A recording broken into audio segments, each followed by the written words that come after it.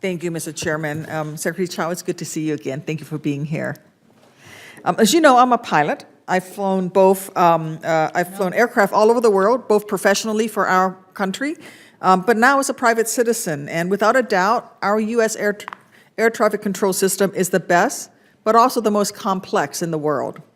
Our air traffic controllers do a phenomenal job in ensuring that U.S. air travel is safe and efficient. Does their technology need an upgrade? It does, absolutely. But that's a procurement issue. If there's a problem with our system, it's that Congress does not guarantee the FAA consistent and reliable funding to do their jobs more successfully. And we've already heard today that the FAA is exempt from the federal procurement rules, so they could, if Congress would allow them to do so, procure the technology they need far faster than the current rate. When we last spoke, I highlighted that a primary goal of the FAST Act is to provide highway and transit decision makers with the funding certainty that they need to make good decisions.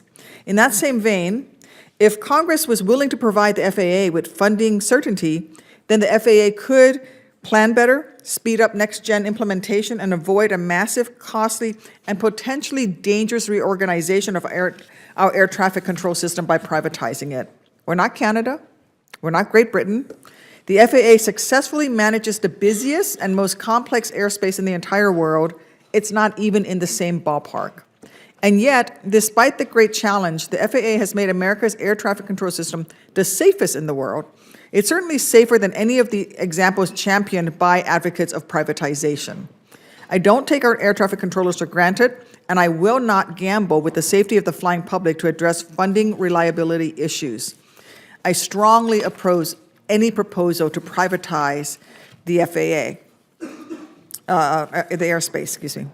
As you know, transportation plays a critical role in connecting Americans and communities across this country and to economic opportunities. And as a member of 3 infrastructure-related committees, one of my top priorities is ensuring that communities where federal projects are located benefit from the results from that investment, so that those jobs remain in those particular areas. And this is particularly important for workers in low-income and rural areas.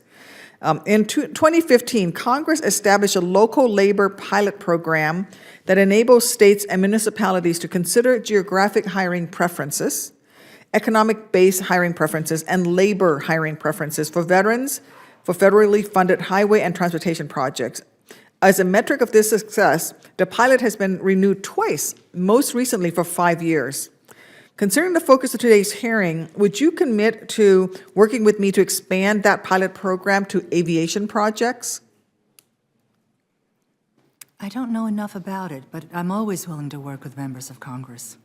Okay, that would be great. Thank you, because I think that this is, if you look at the fact that it's been renewed twice, is a good sign of its success, and I would hope that we would be able to expand it. Earlier this year, your office delayed a rule that would have made it easier for consumers living with disabilities to know how frequently airlines damage critical mobility equipment, like wheelchairs or scooters. And I sent you a letter asking you to explain that decision to delay the rule. But you haven't responded yet. And in fact, you just told Senator Blumenthal that you have a reputation of always responding, and I have not yet received a response from you. Your letter I know about. I didn't mean to interrupt, sorry. Oh, no, that's fine. Will you commit to responding to my letter now? Absolutely. Okay, thank you.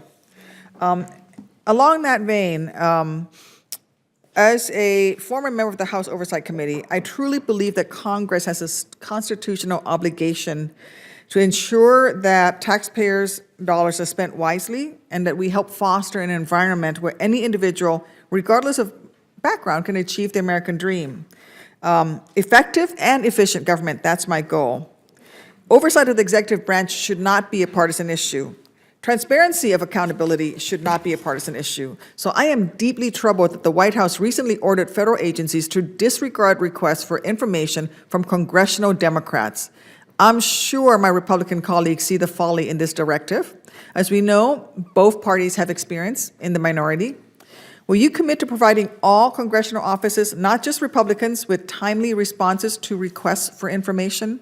I always have, But this particular issue is different. This is an oversight issue, and in administrations past, including the previous administration, the oversight always comes from the chairman and the ranking. But we've not always required the chairman to sign off on the request. This is not a new practice by this administration. It was followed by the previous administration as well. So why did the administration feel the need to issue a new letter? And in fact, Mr. Chairman, I request unanimous consent that this article I have, White House orders agencies to ignore Democrats' oversight request to be included in the record. Without objection. Thank you. Why would the White House feel the need to do that then? You have to ask the White House. Right. Thank you so much.